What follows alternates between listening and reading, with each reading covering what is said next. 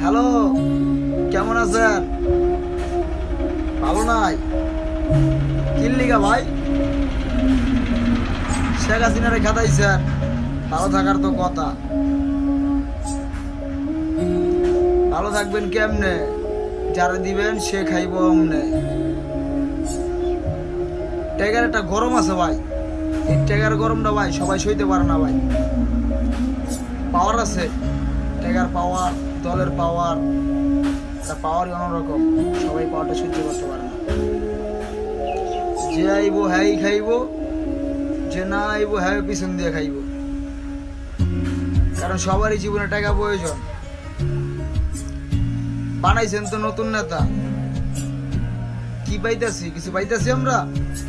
পাইতাছি না।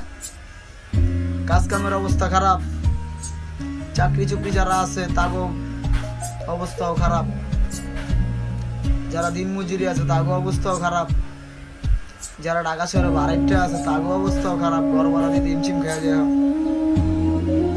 দেশটা পুরা উড়িয়া জারিয়া লাগিয়ে রয়েছে।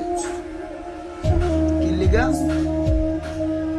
আমরা চাইছিলাম শান্তি, শান্তি কিন্তু পাই নাই। পাইছি? পাই নাই।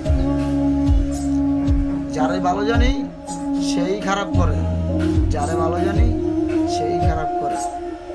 কারণ পাওয়ার আছে, টাকার একটা ভাই, টাকার পাওয়ার সবাই সহ্য করতে পারে না।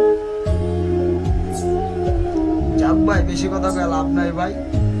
গরিব মানুষ, দিন আনি দিন খাই, কামলা দিয়ে সংসার চালাই।